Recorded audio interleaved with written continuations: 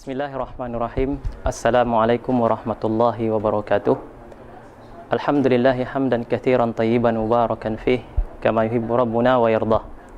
Asyhadu an la ilaha illallah wahdahu la syarikalah wa asyhadu anna Muhammadan abduhu wa rasuluh. Allahumma salli wa sallim ala nabiyyina Muhammadin wa ala alihi wa ashabihi wa man tabi'ahum bi ihsanin ila yaumiddin. Amma ba'du.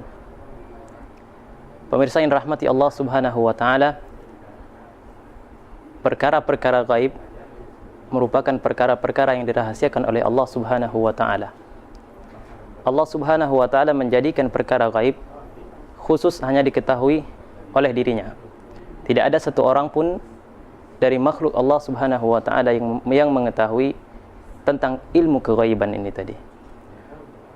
Allah Subhanahu wa taala menyebutkan di dalam banyak ayat Al-Qur'anul Karim dan di dalam hadis Rasulullah sallallahu alaihi wasallam bahwasanya seluruh perkara gaib hanya diketahui oleh Allah Subhanahu wa taala. Namun di dalam beberapa perkara terkadang Allah Subhanahu wa taala memperlihatkan kepada manusia atau kepada sebagian makhluknya tentang perkara-perkara gaib ini, yaitu mereka yang telah Allah ridai dan Allah inginkan. Mengenai ayat-ayat ataupun hadis-hadis dari Rasulullah sallallahu alaihi wasallam yang menyatakan bahwasanya perkara gaib hanya diketahui oleh Allah Subhanahu wa taala sangatlah banyak. Dan di antaranya adalah firman Allah Subhanahu wa taala, A'udzu billahi minasyaitonir rajim, walillahi ghaibus samawati wal ardi wa ilaihi yurja'ul amru kulluh. Dan sesungguhnya hanya milik Allah lah semata-mata rahasia langit dan bumi, dan kepadanya lah semua perkara akan dikembalikan. Pemirsa yang rahmati Allah Subhanahu wa taala, di dalam ayat yang lain Allah juga menyebutkan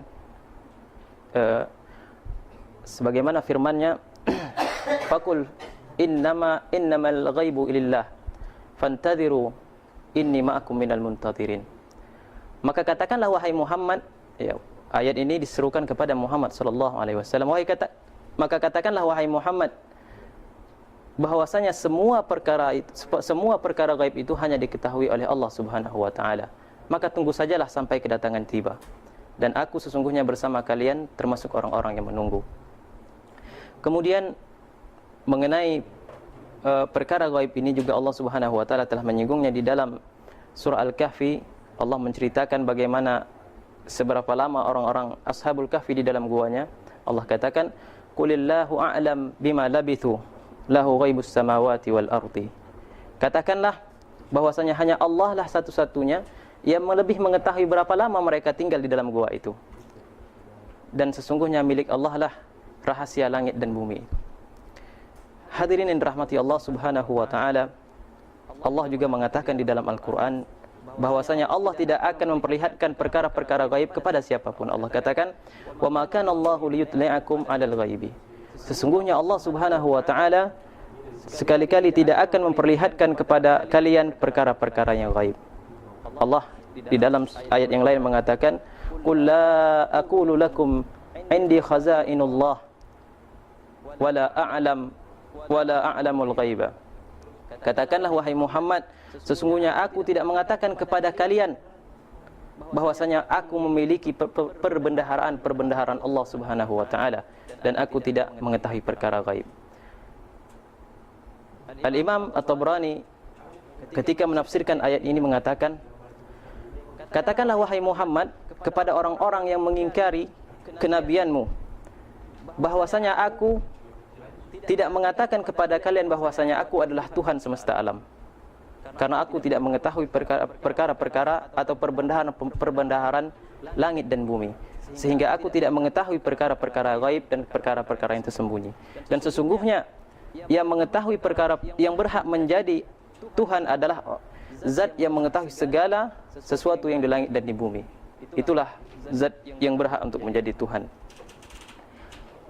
Hadirin yang dirahmati Allah Subhanahu wa taala, dari pembahasan yang kita sampaikan ini bahwasanya tidak ada seorang pun yang mengetahui perkara gaib kecuali hanya Allah Subhanahu wa taala. Dan di beberapa perkara Allah Subhanahu wa taala terkadang menyingkapkan perkara gaib itu Dan di antara perkara-perkara gaib yang telah Allah singkapkan kepada sebagian orang, yaitu Rasulullah SAW, adalah tanda-tanda hari kiamat. InsyaAllah pada kesempatan berikutnya kita akan membahas tentang tanda-tanda hari kiamat. Subhanakallahumma wa bihamdika asyhadu an la ilaha illa anta astaghfiruka wa atubu ilaik. Assalamualaikum warahmatullahi wabarakatuh.